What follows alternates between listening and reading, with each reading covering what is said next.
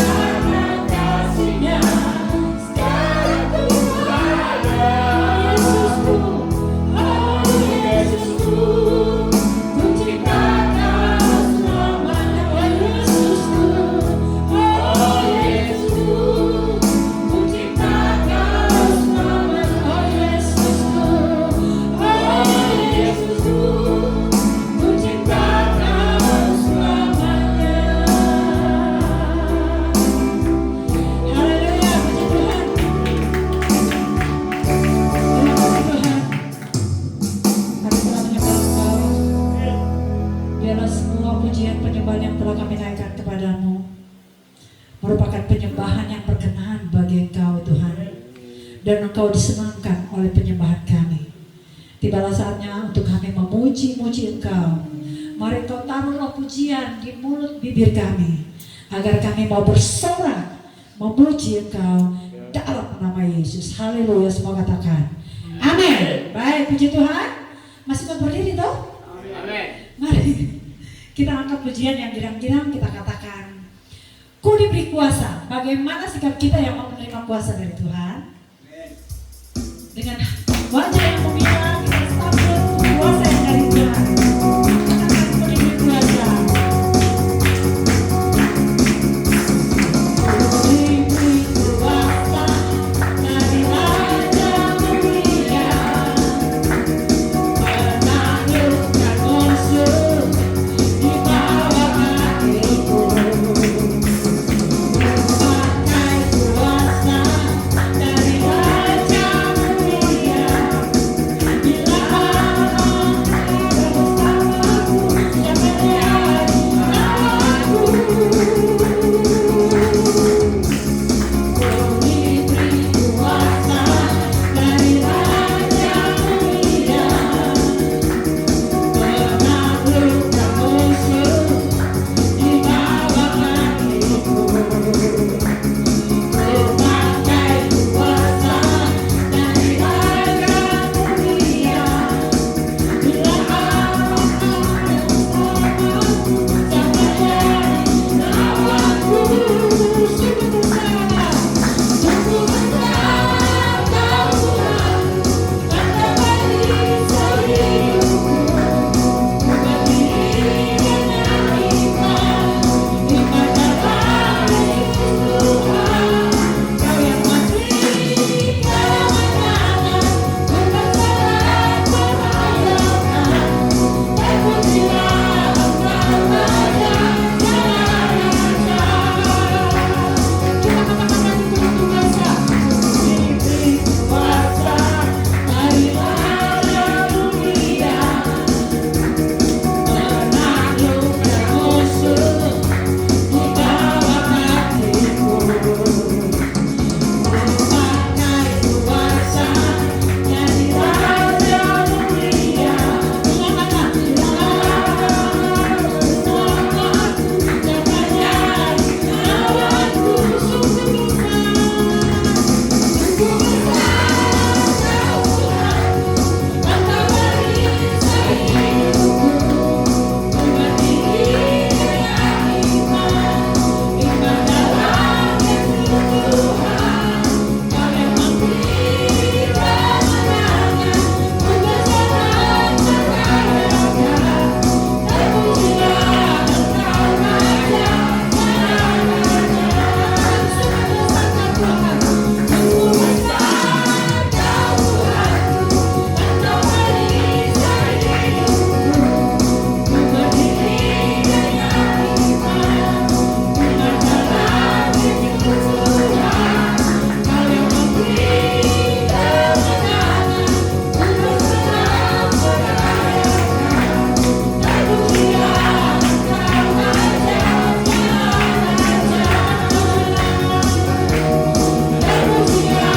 Engkau Raja Raja. Terpujilah Engkau Raja Raja. Terpujilah Engkau Raja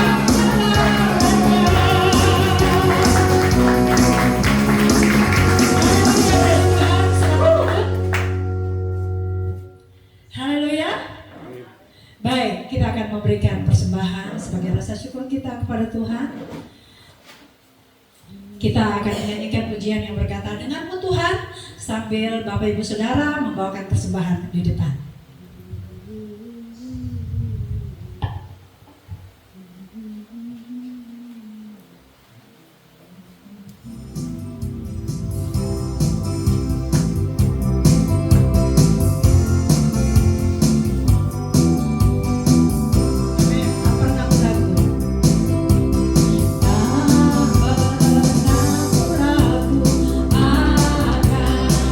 Kesetiaanmu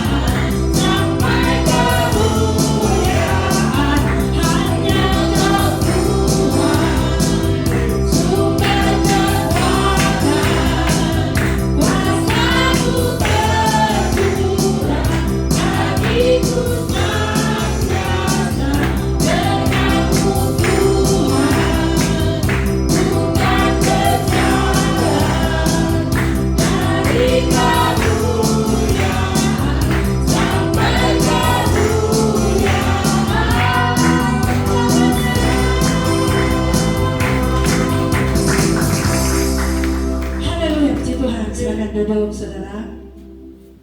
Kita akan masuk dalam firman Tuhan. Kita akan mendengarkan firman Tuhan. Mari kita siapkan hati dan pikiran kita sungguh-sungguh biarlah menjadi tanah yang subur untuk firman Tuhan ditaburkan. Biarlah firman Tuhan boleh menjadi benih-benih yang bagus, yang luar biasa, dan masuk ke dalam tanah hati kita yang subur untuk memampukan kita bertumbuh kemudian berbuah dalam nama Yesus. Kita angkat pujian yang berkata waktu yang tepat.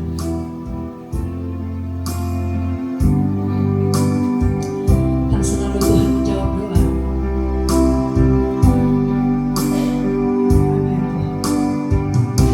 Tak selalu Tuhan menjawab doa. Namun Dia beri yang terbaik di waktu yang tepat. Izinkanlah Tuhan untuk bekerja yang mustahil menjadi mungkin. Oleh karena percaya, tak selalu Tuhan menjawab doa.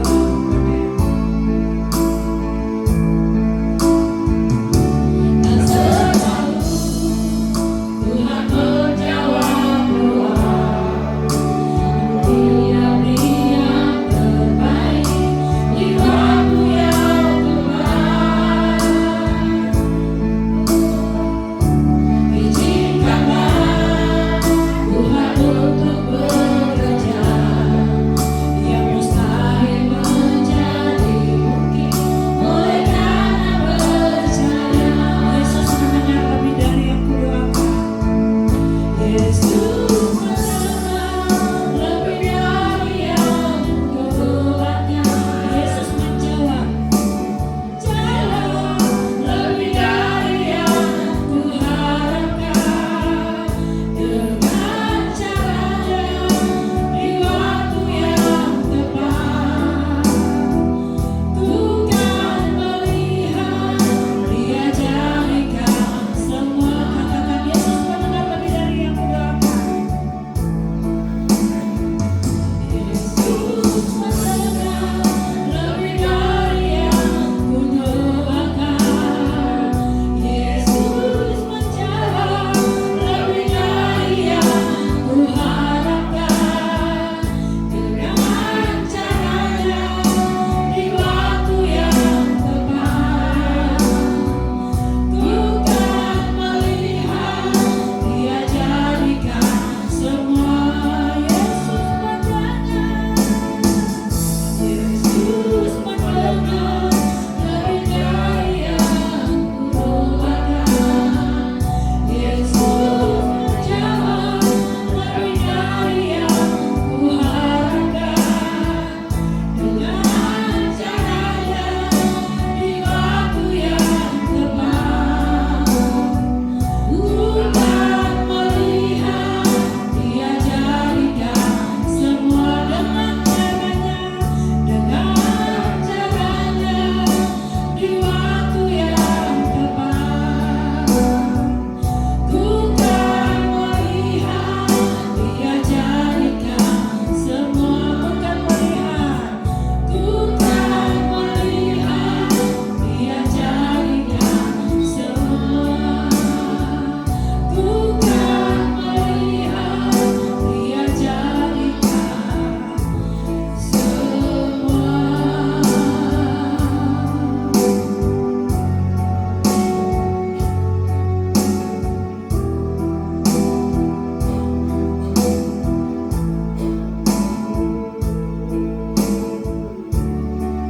Kami datang kepadamu Tuhan,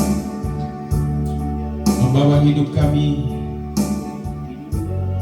Biarlah Engkau berkenan menerima segala puji-pujian penyembahan kami Tuhan.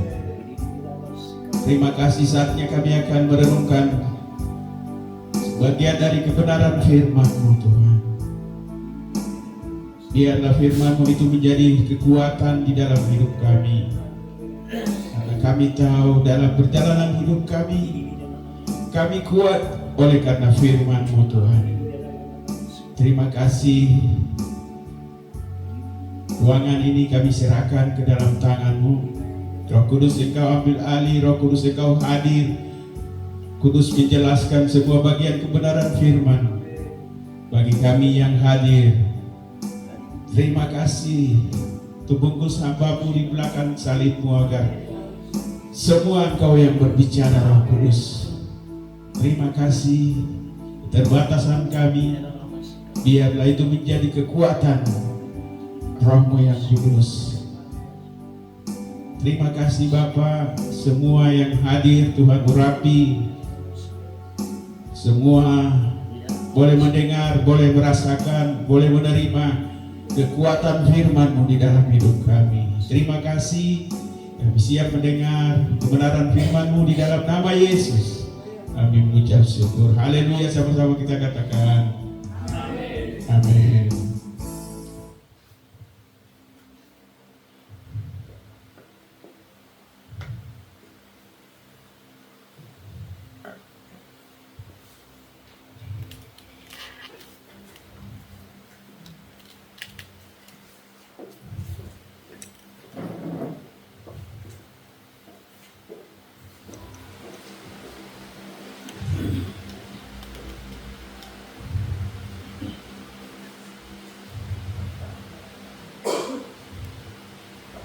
Shalom. Macam orang di tempat jauh dong jawab begitu. Shalom. Shalom. Ya ini baru ada di dekat sini. Haleluya. Amin. Ya. Terima kasih singers. Terima kasih WL, terima kasih pemain musik yang telah membawa kita ke dalam penyembahan. Saatnya kita akan merenungkan satu bagian kebenaran firman. Mari kita buka di dalam Injil Matius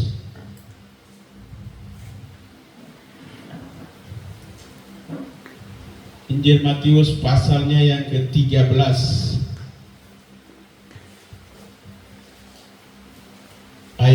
Mulai ayat 47 sampai ayat 52.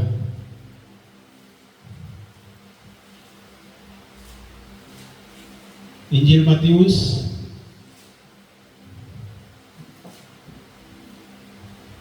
pasal 13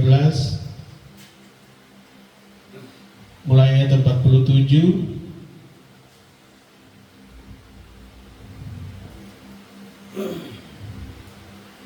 dalam hitungan ketiga kita akan bersama-sama.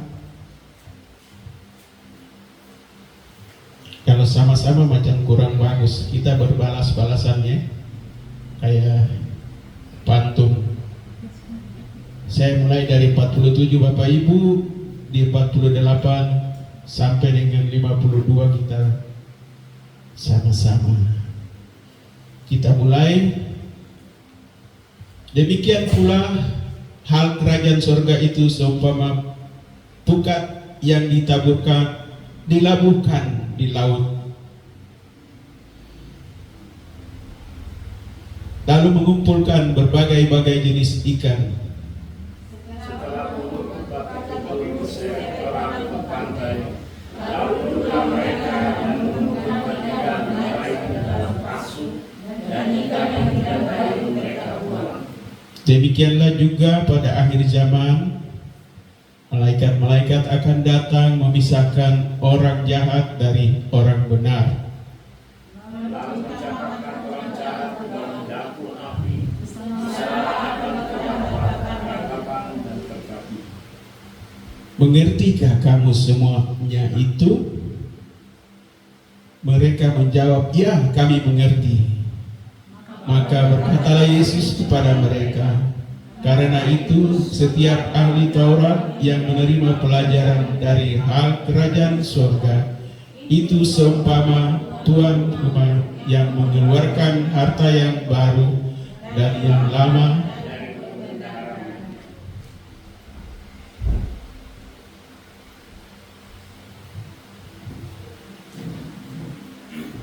Iya, Bapak Ibu, di Matius 13 ini berbicara tentang banyak hal, tentang perumpamaan-perumpamaan yang Yesus hadirkan, Yesus katakan kepada murid-muridnya untuk mereka mengerti.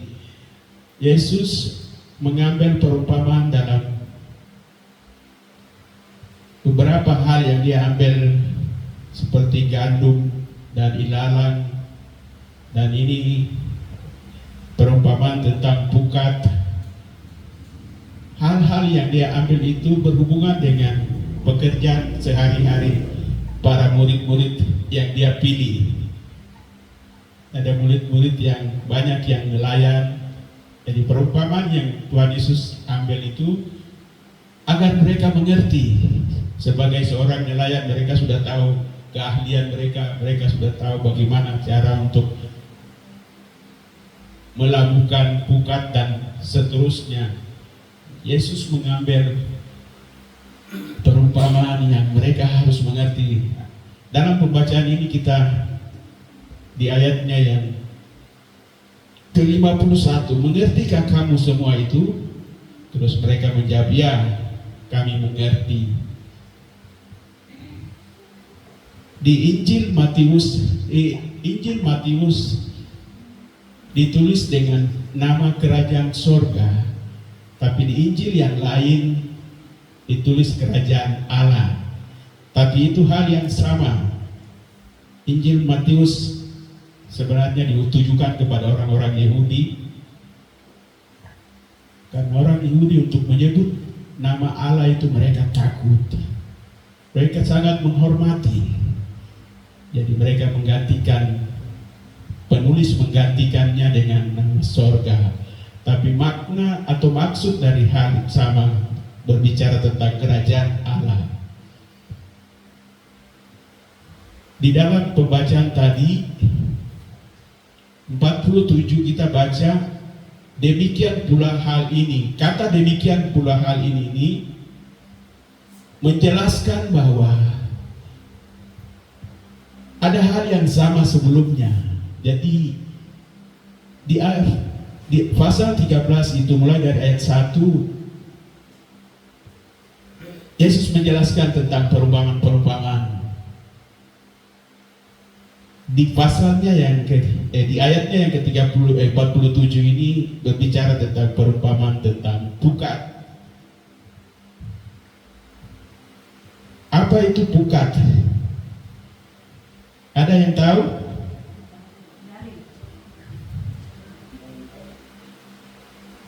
Iya, jaring, betul. Jaring yang dilepaskan di laut untuk menangkap ikan. Atau jaring yang dilepaskan karena di sini laut macam jauh, tersebut danau saja. Ya, yang dilepaskan di danau.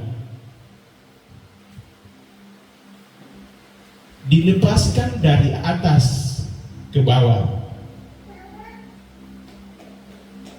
Di atas dilepaskan dari perahu terus ke bawah, dia jaring itu turun ke bawah. Biasanya mereka lepas pukat itu beberapa hari, bisa berhari-hari.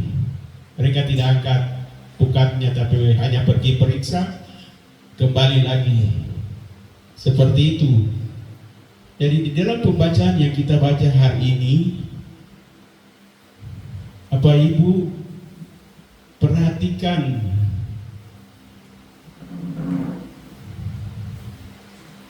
perumpamaan ini. Tuhan katakan kepada mereka, seumpama demikian pula hal kerajaan surga. Itu seumpama pukat yang, jadi kerajaan surga seumpama. Kerajaan surga itu seperti pukat yang kita biasa buang ke dalam air, ke dalam danau atau ke dalam laut. Seperti itu kerajaan surga. Terus dia sampaikan, Tuhan Yesus terus katakan kepada murid-muridnya, setelah pukat yang dilakukan ke laut, lalu mengumpulkan berbagai-bagai jenis ikan. Setelah penuh pukat itu pun diseret orang ke pantai.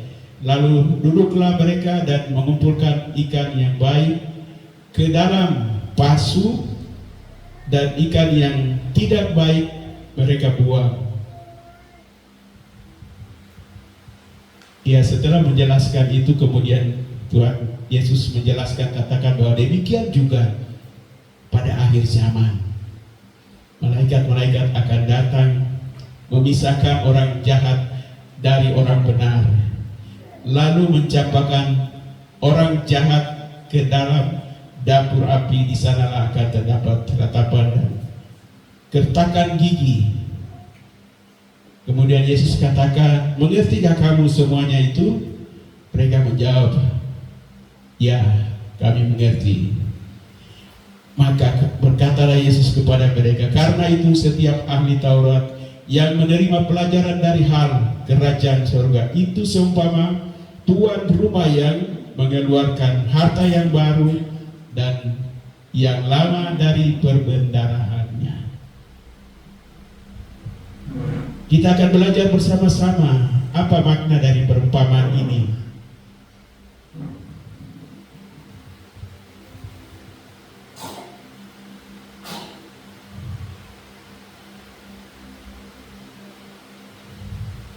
Pukat yang dilakukan di laut. Kemarin dalam doa puasa kami sharing tentang mengerjakan keselamatan. Keselamatan itu Tuhan sudah berikan dengan cuma-cuma bagi orang percaya. Keselamatan itu harus dikerjakan oleh orang percaya. Apa yang mereka kerjakan? Karena di dalam firman juga katakan mengerjakan keselamatan dengan takut dan gentar. Segala hal yang harus dikerjakan, ketaatan, kesetiaan, dan seterusnya, bagian-bagian itu yang harus dikerjakan. Kemudian buah-buah roh harus nyata di dalam hidup kita. Saya akan membagi bagian ini, ada beberapa bagian. Fokus bisa tampilkan kalau bisa.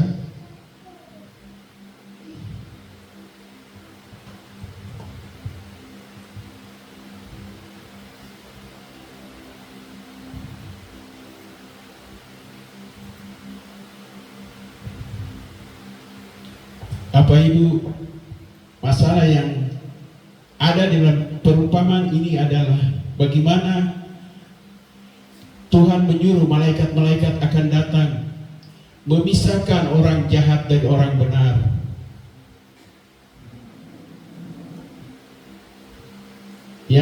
Yang sebelumnya Tuhan Yesus mengumpamakan bahwa ikan-ikan yang baik akan dikumpulkan, akan dimasukkan ke dalam pasu, dan ikan yang tidak baik mereka akan buang. Itu sama halnya dengan orang yang jahat dari orang benar. Kata-kata ini Bapak Ibu perhatikan di ayatnya yang ke-49.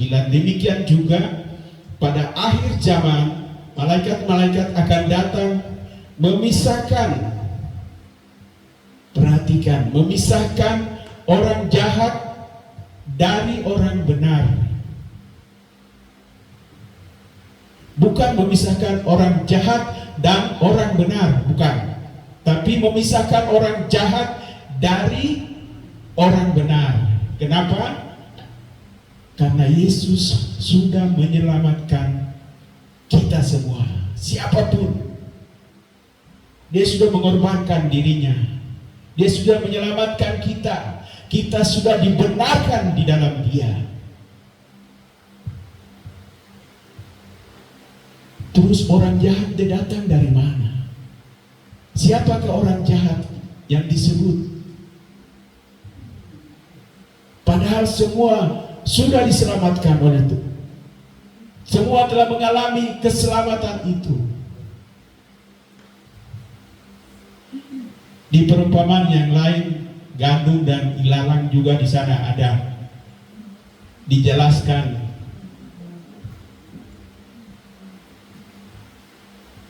Pekebun hanya menanam gandum, tapi tiba-tiba dia melihat ada ilalang tumbuh di tengah-tengah gandum. Siapa yang menanam ilalang itu? Di sana dijelaskan bahwa pada saat kita tidur, pada saat pemberi kebun itu tidur, iblis datang menanam ilalang di tengah-tengah gandum.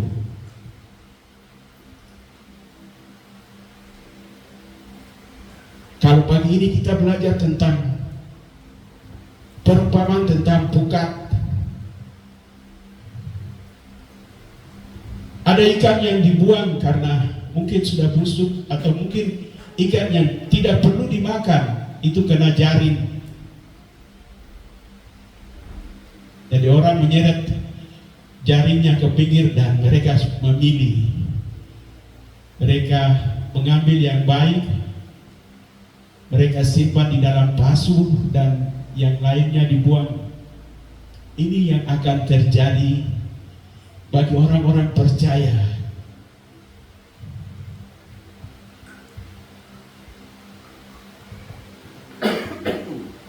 Bukan berbicara tentang keselamatan itu. Tuhan telah memberi dengan cuma-cuma. Ada kehidupan yang kita alami.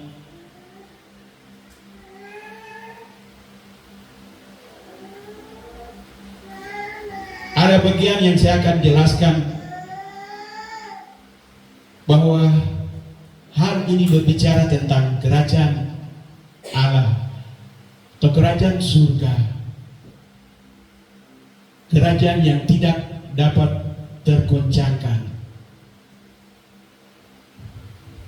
Siapa-siapa mereka yang akan masuk ke dalam kerajaan ini? Di dalam ayat ini kita sudah tahu bahwa malaikat datang memilih. Datang memilih orang-orang yang akan masuk ke dalam kerajaannya yang tak tergoncangkan. Saya percaya saudara dan saya hari ini telah ada di dalam kerajaannya. Dan hal itu kita telah lewati, kita sudah lakukan. Percaya, mengaku percaya Yesus, maka kita dipindahkan dari kegelapan kepada kerajaannya yang ajaib, kerajaannya. Dan Yesus sudah lakukan itu. Dia sudah datang merebut semua yang iblis ambil dari kita. Semua kemuliaan yang iblis rampas di Taman Eden, Yesus datang sudah memindahkan itu. Dan dia telah merancang untuk manusia masuk di dalam kerajaannya. Dan dia sebagai pemimpin dalam kerajaan, dia mengutus Roh Kudus. Setelah dia naik ke surga, dia mengutus Roh Kudus untuk menuntun, membawa manusia memasuki kerajaan Allah yang tak tergoncangkan. Ada beberapa poin yang kita lihat. Bagian pertama, kemerdekaan yang utuh, ayat 47. Demikian pula hal kerajaan surga itu seumpama pukat yang dilabuhkan di laut, lalu mengumpulkan berbagai-bagai jenis ikan. Pukat itu dilabuhkan. Pada saat menaruh pukat itu dari atas ke bawah. Orang mulai meletakkan pukat itu mulai dari atas perahu atau dari atas kapal, mereka mulai jatuhkan ke dalam laut, ke bawah. Bagian pertama berbicara tentang kemerdekaan yang utuh. Kita harus menerima itu, kemerdekaan yang utuh.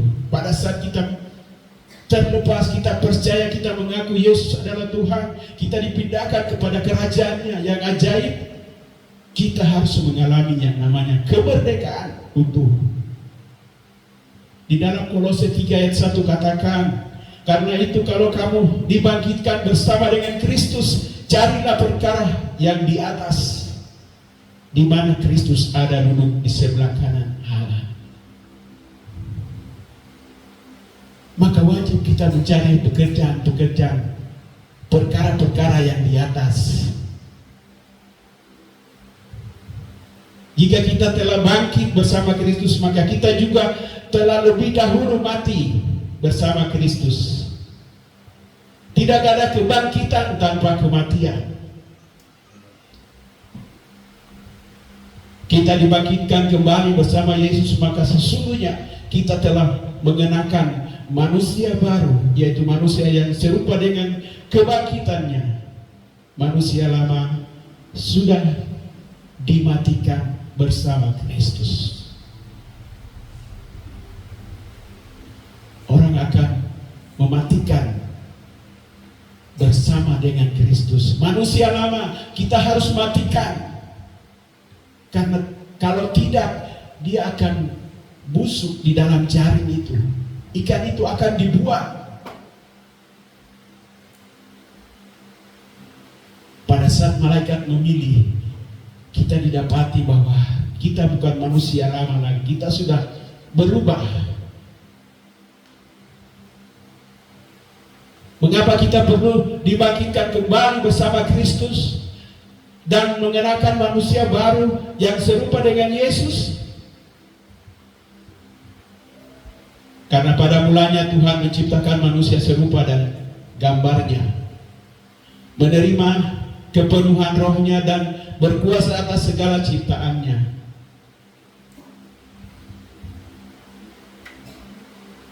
Sesuai yang difirmankannya, seorang pemimpin dalam kerajaannya dan diperlengkapi dengan seluruh kekayaan yang tersedia. Jadi pada saat kita ada di dalam kerajaannya, Tuhan mempersiapkan semuanya. Seperti halnya di Taman Eden, pertama kali Tuhan menciptakan Adam dan Hawa.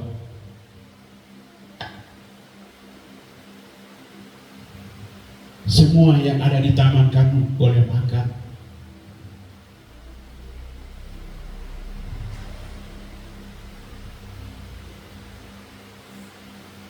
Demikian juga di dalam kerajaan.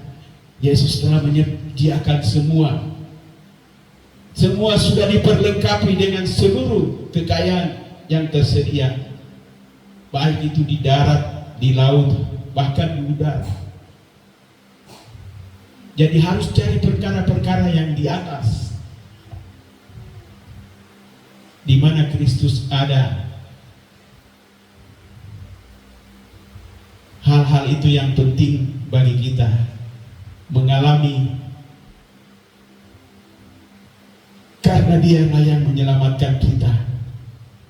Pada saat malaikat diutus datang untuk mengumpulkan, akan mendapati kita di dalam posisi yang sudah berubah, sudah meninggalkan manusia lama dan sudah menjadi manusia baru.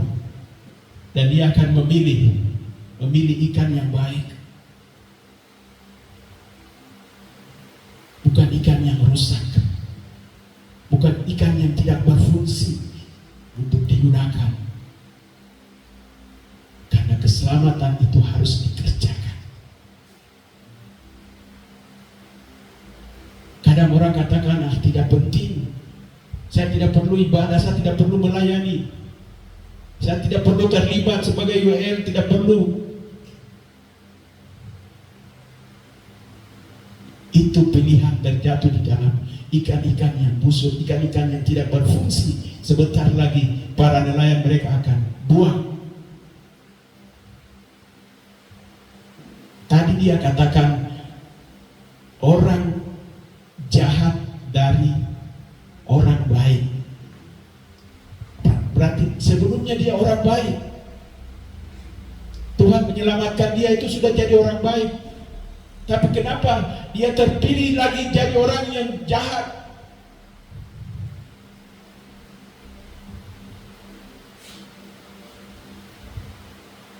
Karena dia tidak melakukan, dia tidak mengerjakan keselamatan. Dia anggap itu sudah tidak penting. Dia tidak mau taat. Dia dalam pikirannya, Tuhan sudah selamatkan saya begini saja, atau saya berbuat apa saja, pasti saya selamat. Siapa bilang? Firman tidak katakan begitu. Firman katakan, kerjakanlah keselamatanmu dengan takut dan gentar. Perumpamaan ini berbicara tentang itu, kerajaan surga. Kita akan memasuki di dalam kerajaan. Kita ada di dalam kerajaan itu. Yesus sedang memimpin kita di dalam kerajaan itu.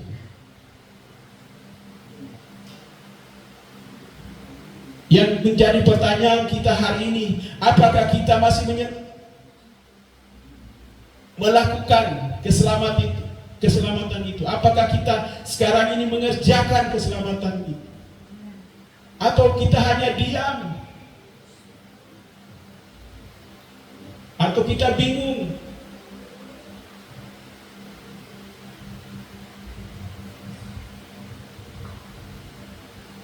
Kita lihat poin yang kedua, bagian kedua, ayat 48. Setelah penuh, pukat itu pun diseret orang ke pantai, lalu duduklah mereka dan mengumpulkan ikan yang baik ke dalam pasu, dan ikan yang tidak baik mereka buang. Bagian kedua ini berbicara tentang kembali ke manusia lama.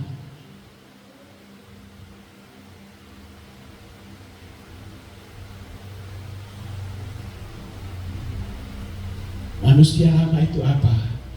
Ketertarikan kita lebih kepada dunia, hal-hal duniawi. Kita tidak pentingkan hal-hal rohani, tapi kita selalu pentingkan nomor satukan hal-hal rohani.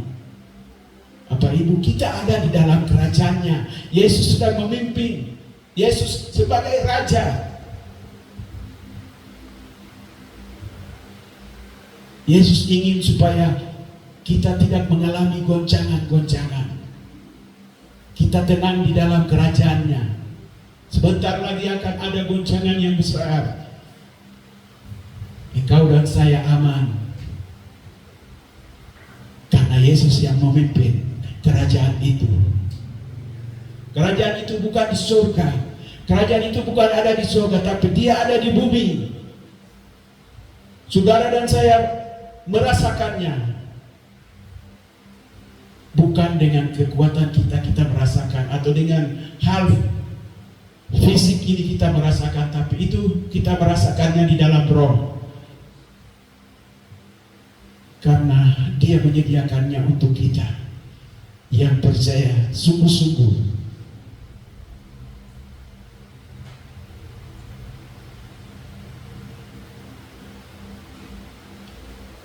Manusia diperlengkapi dengan kuasa otoritas atas binatang. Semua jenis binatang tunduk dan bersahabat dengan manusia. Itu perintah pada saat pertama di Taman Eden. Perintah-perintah yang keluar kepada manusia, menguasai bumi, menguasai binatang.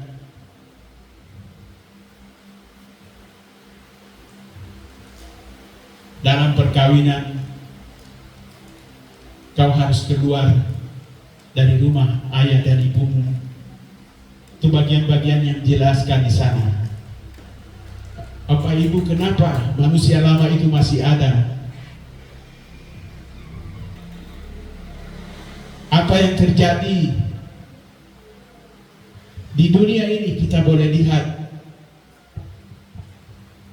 Binatang-binatang yang menyebabkan virus, demam berdarah, ada virus-virus, flu-flu. Padahal binatang itu diciptakan untuk kita menguasai mereka. Manusia hidup di dalam. Tapi akhir-akhir ini kita temui bahwa mereka membuat manusia mengalami hal yang serius, bisa mati, mengalami penyakit apa di dalam hidup manusia. Semua itu karena dosa. Semua itu karena ketidaktaatan manusia untuk mengerjakan keselamatan itu. Mereka berbalik kepada hal-hal yang merugikan mereka. Mungkin saja pada saat pukat itu dipasang, mungkin saja iblis datang menaruh ikan-ikan yang busuk di dalam pukat itu. Mungkin saja dia meletakkan ikan-ikan yang tidak berfungsi. Makanya dikatakan harus mengerjakan. Mengerjakan artinya kita taat, kita setia dalam semua aktivitas untuk membangun rohani kita lebih kuat, lebih dahsyat.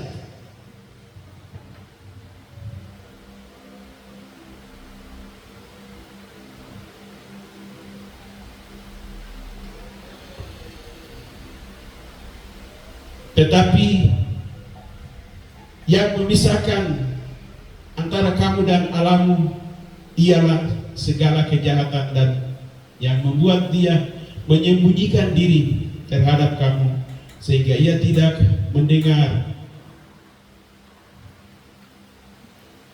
Ia tidak mendengar ialah segala dosamu. Dosa yang membuat kita tidak bisa bebas bertemu dengan Tuhan. Padahal bagian itu Tuhan Yesus sudah bereskan. Dia sudah katakan sudah selesai. Tapi saat ini manusia masih mengalami yang namanya keterbatasan mereka untuk bertemu dengan Tuhan. Kejahatan manusia sendiri yang menghalangi manusia menerima pertolongan Tuhan. Akibatnya terjadilah bumi cemar karena penduduknya, sebab mereka melanggar undang-undang, mengubah ketetapan, dan mengingkari perjanjian abadi. Hari ini kita bisa lihat di belahan bumi yang lain, mereka sudah mengubah undang-undang. Mereka mau hidup dengan gaya mereka sendiri. Mereka memulainya dari hidup. Mereka merubah. Kemudian mereka mencari kebenaran. Kebenaran yang mereka cari tidak benar. Mereka membuat undang-undang yang tidak benar. Perkawinan sejenis disahkan undang-undangnya. Aborsi disahkan undang-undangnya. Manusia telah kehilangan gambar dirinya, yang ada hanya keegoisan, sehingga menghalalkan segala cara untuk mengejar identitas yang semu dan bersifat penampilan. Karena sifat manusia ini, maka kegoncangan terjadi di mana-mana dalam segi kehidupan. Apa Ibu yang terkasih, Yohanes 14, saya selalu katakan ayat ini. Saya favorit dengan ayat ini. Yohanes 14 ayat 6. Akulah jalan, kebenaran, dan hidup. Akulah jalan dan kebenaran dan hidup. Tiga bagian ini itu ada di dalam kerajaan. Orang-orang yang hidup di dalam kerajaan akan melakukan, karena Yesus pemimpin kerajaan itu. Dia jalan, kita sudah masuk ke dalam kerajaannya. Sekarang dia sedang membawa kita melakukan kebenaran. Harus melakukan kebenaran. Kalau tidak melakukan kebenaran, tidak ada kehidupan.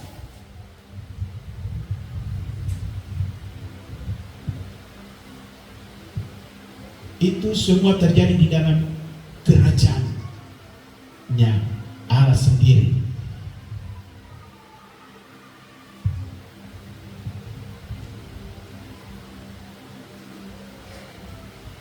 Kebenaran yang dimaksud di sini adalah kita melakukan keselamatan kita. Kita hidup di dalamnya, di dalam kebenaran itu. Kebenaran itu memerdekakan kita. Kebenaran itu membawa kita kepada kehidupan. Tapi dunia membalikan dia. Dunia mulai katakan dari hidup dulu, terus mencari kebenaran dan menemukan jalan. Itu yang terjadi di dunia sekarang.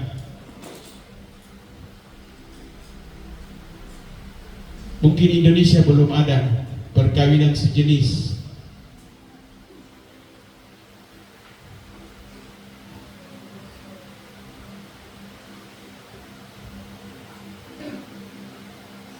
Pasti masuk ke Indonesia. Apalagi masuk ke Papua.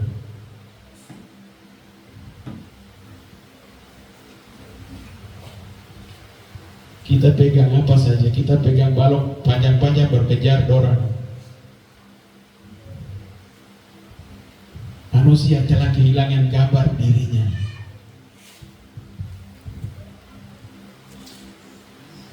Akhirnya kembali ke manusia lama. Itu poin yang kedua. Poin yang ketiga, masuk dalam kerajaannya. Ayat 49-50 dikatakan demikian juga pada akhir zaman malaikat-malaikat akan datang memisahkan orang jahat dari orang benar, lalu mencampakkan orang jahat ke dalam dapur api. Di sanalah akan ada pemisahan, bukan berbicara tentang pemisahan pada waktu Yesus datang, bukan, ini bukan, tapi dia berbicara tentang pada saat engkau mengaku Yesus sebagai Tuhan, pada saat itu sudah terjadi pemisahan. Pada saat itu engkau, namamu sudah tercatat di buku kehidupan. Engkau telah dipindahkan dari kerajaan yang gelap kepada kerajaannya yang ajaib.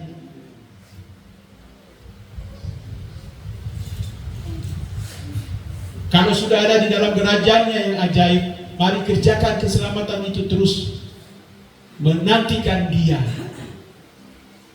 Karena dia berjanji dia akan datang kembali menjemput kita sebagai orang-orang salehnya. Poin yang ketiga, masuk dalam kerajaannya.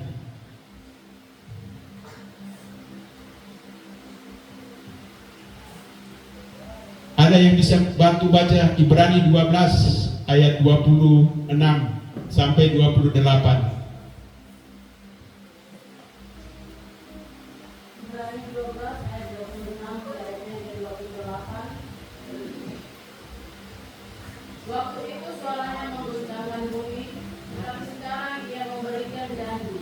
Satu kali lagi aku akan mengguncangkan bukan hanya bumi saja, melainkan langit juga.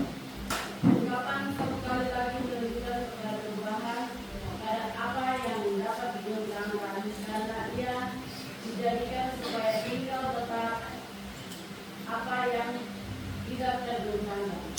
Jadi, karena kita menerima kerajaan yang tidak tergoncangkan, marilah kita mengucap syukur dan beribadah kepada Allah menurut cara yang berkenan kepadanya dengan hormat dan takut. Amin. Kerajaan yang tidak tergoncangkan adalah kerajaan yang dibangun Allah sendiri, yang disebut kerajaan Allah.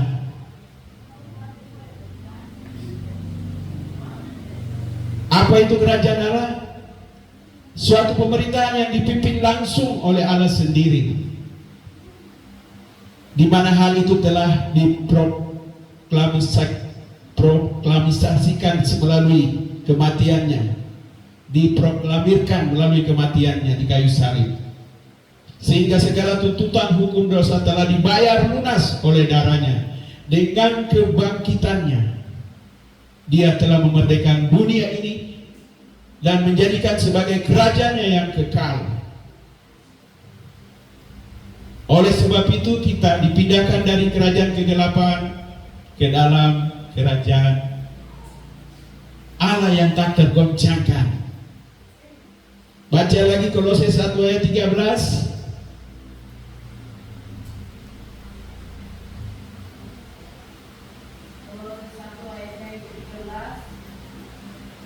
Ia telah melepaskan kita dari kuasa kegelapan dan memindahkan kita ke dalam kerajaan anaknya yang dikasihi.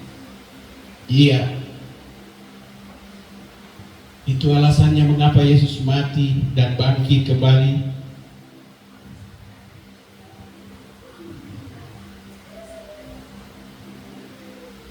Dengan kemurahannya Dia menawarkan suatu kerajaan yang tidak dapat dibangun oleh tangan manusia. Dalam kerajaannya kita menemukan dan menerima janji-janji Bapa, hidup dalam kebenaran, damai sejahtera, sukacita, kuasa dan kelimpahan. Betapa bahagianya. Segala sesuatu tidak dibutuhkan perjuangan yang berat karena sudah disediakan oleh Raja, oleh Bapa di atas segala raja. Olehnya kita disebut lebih dari pemenang, sebuah kerajaan yang bebas dari dosa. Faktor inilah yang membuat kita memiliki pengharapan baru dalam kerajaannya yang tidak tergoncangkan itu. Mari kita memberikan pengharapan yang penuh. Sebenarnya kita ada di posisi mana? Apakah sudah ada di dalam kerajaan? Kalau sudah ada di kerajaan, apa yang kita lakukan? Itu harus kita koreksi diri kita sendiri. Itu harus kita pertanyakan.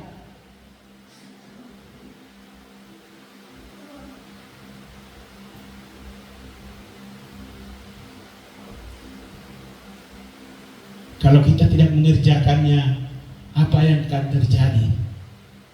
Mungkin ikan itu akan busuk kembali dan dia akan dibuang.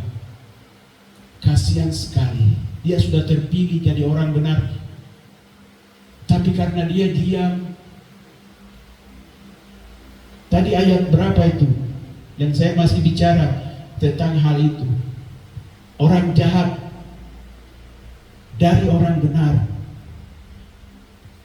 Berarti sebelumnya dia bukan orang jahat, dia orang benar. Karena dia diam, karena dia tidak mengerjakan, karena dia terpengaruh dengan dunia, maka malaikat datang membuang dia.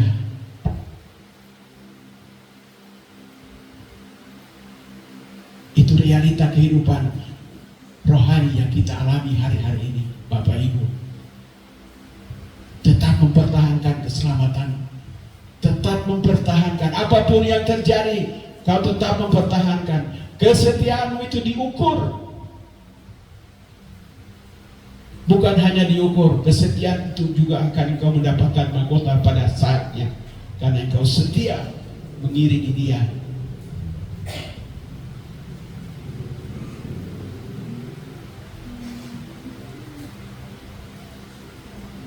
Di dalam kerajaannya kita tidak akan susah payah, kita tetap ada. Walaupun ada masalah, walaupun ada hal-hal yang berat kita hadapi, tapi yakinlah kita membutuhkan iman yang kuat.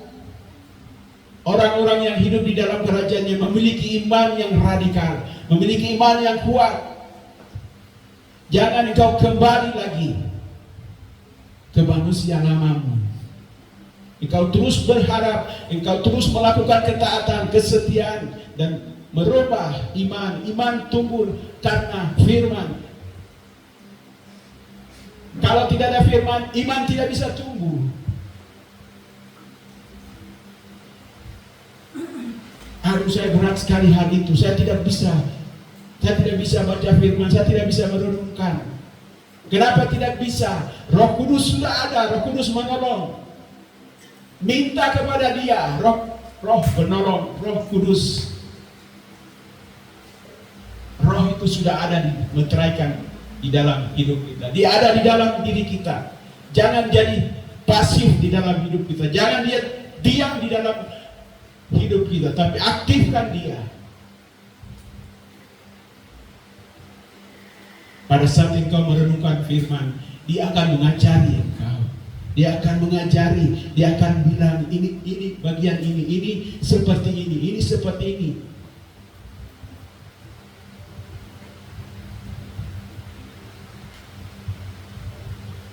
Kalau engkau baca firman terus, engkau mengantuk. Pada saat engkau mengantuk, engkau berdoa bilang, Roh Kudus, saya percaya engkau ada di dalam saya. Saya mau baca firman. Firman itu hidup.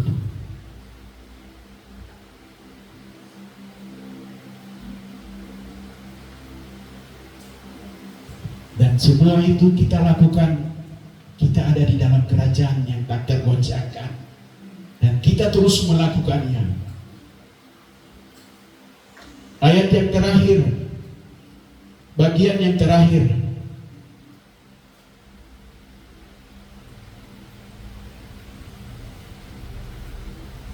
Bagian yang keempat.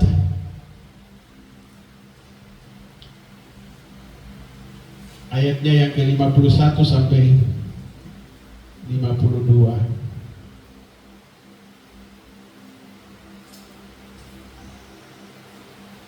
Ada yang bisa bantu baca?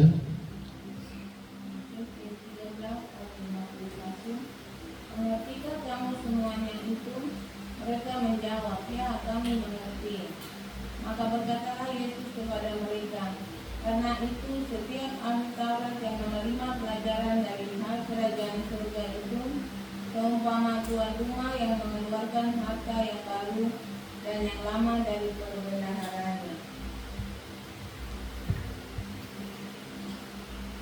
Di bagian ini Yesus menjelaskan kepada mereka. Yesus mengatakan, bertanya mereka dulu, bagaimana kamu mengerti atau tidak apa yang saya perumpamakan? Itu jawab, tidak, kami mengerti. Di ayat yang terakhir ini dia mencontohkan seperti orang Farisi. Orang Farisi ini kalau mereka merenungkan firman, Bapak Ibu, tidak ada yang mereka melakukan dengan taat. Mereka melakukan apa yang mereka pelajari. Mereka sangat disiplin dan mereka sangat, buktinya pada saat Yesus datang, dia mengatakan, dia merombak, dia bilang kerajaan aku dari Allah. Dorang protes dia, kau siapa?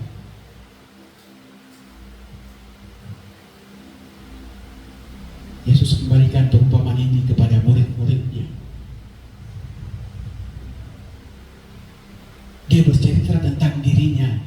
Dirinya sudah dibentangkan dari Kejadian sampai Wahyu. Nabi-nabi sudah berbicara.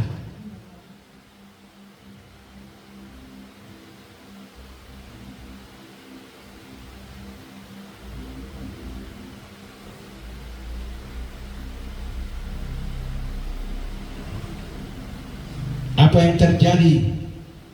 Ini menggambarkan apa yang terjadi di zaman Perjanjian Baru sampai sekarang ini. Darah anak domba Allah telah menebus hukum atas dosa manusia oleh anugerahnya. Ketika kita percaya dan mengakuinya, maka kita dimerdekakan dari dosa.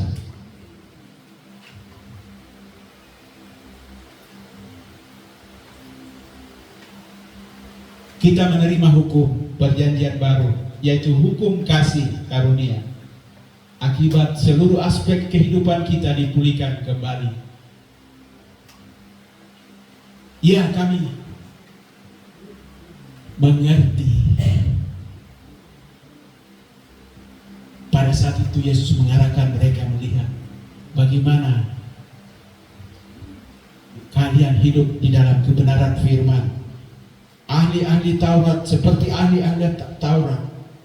Bagaimana kamu harus menyelidiki kebenaran firman itu. Mulai dari Kejadian, hal-hal yang lama,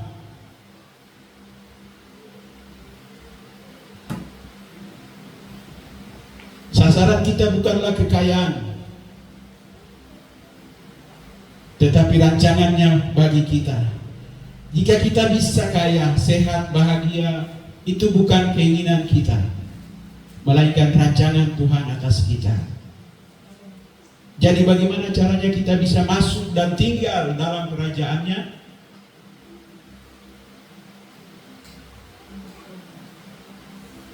Di dalam Roma 10 ayat 10,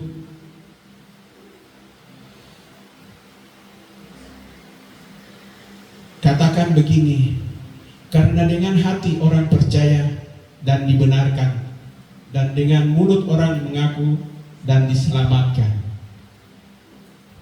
Di pada saat kita percaya, kita mengaku, kita telah dipilih seperti ikan yang dipilih, yang baik dan yang tidak baik. Yang tidak baik dibuat, yang baik dimasukkan di dalam pasu. Pada saat kita mengaku, kita percaya mengaku, saat itu kita dipilih.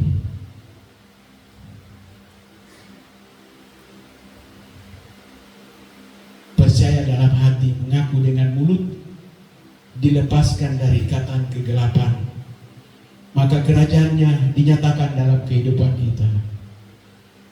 Jadi ketiga hal ini terus menjadi kekuatan di dalam hidup kita. Kita harus percaya dan katakan itu kita bertindak. Percaya itu di dalam hati.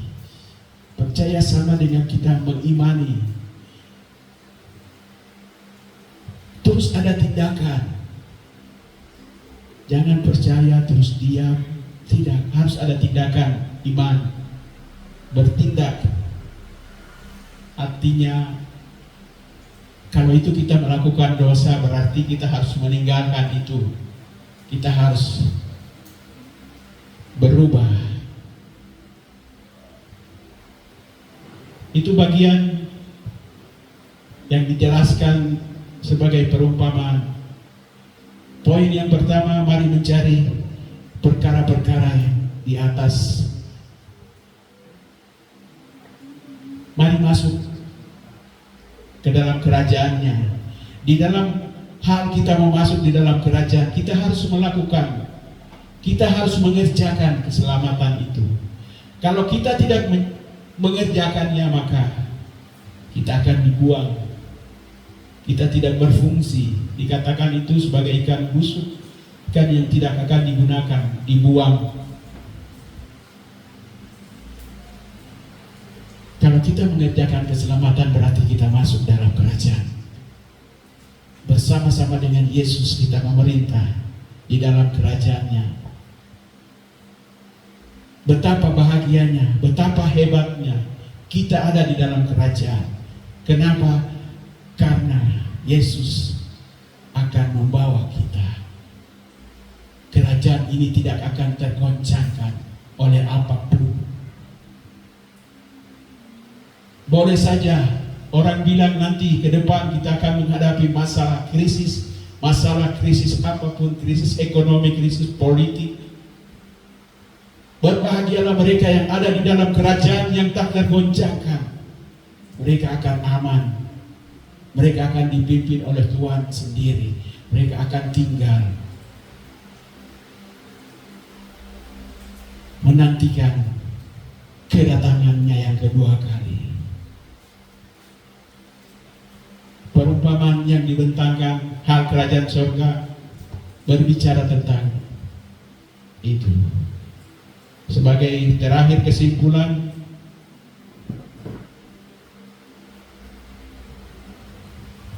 kerajaan Allah tidak dapat diukur. Kerajaan Allah tidak dapat dibeli dengan materi.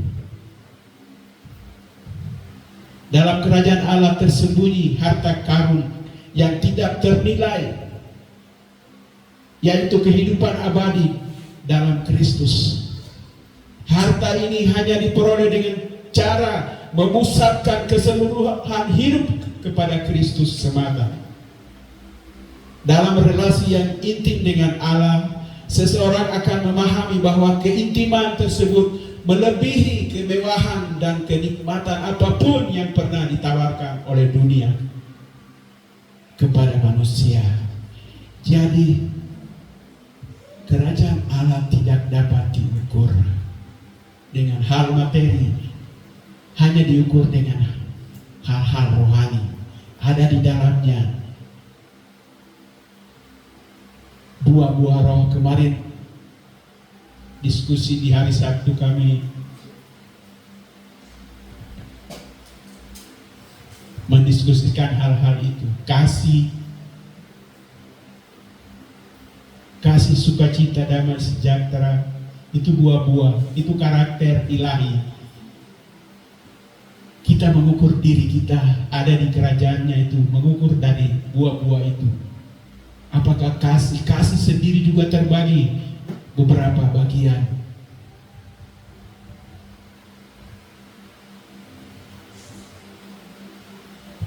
Panjang sabar, rendah hati, kemurahan, kebaikan, kesetiaan, lemah lembut, penguasaan diri.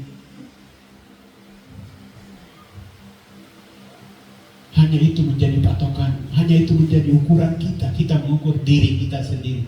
Posisi kita sekarang ada di mana? Apakah semua itu sudah kita miliki?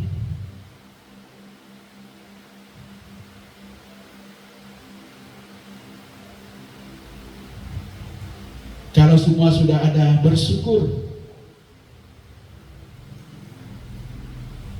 Kita ada orang-orang yang ada di dalam kerajaannya, yang tak tergoncangkan itu. Bapak Ibu, itu menjadi kebenaran firman pagi ini. Dari perumpamaan yang disampaikan berbicara tentang kerajaan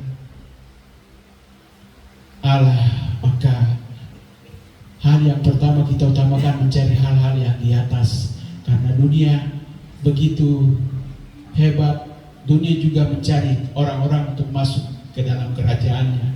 Dia sedang mengumpulkan juga, sama seperti Yesus yang menyediakan tempat untuk orang-orang percaya.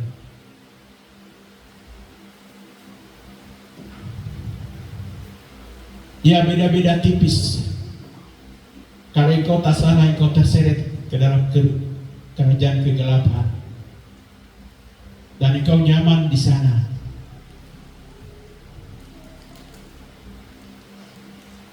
Biarlah itu menjadi kekuatan kita di pagi menjelang siang ini.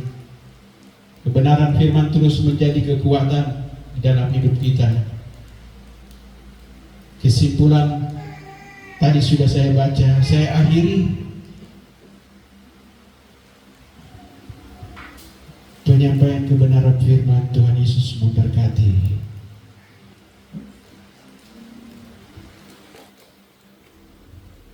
Saya undang W.L. Singer.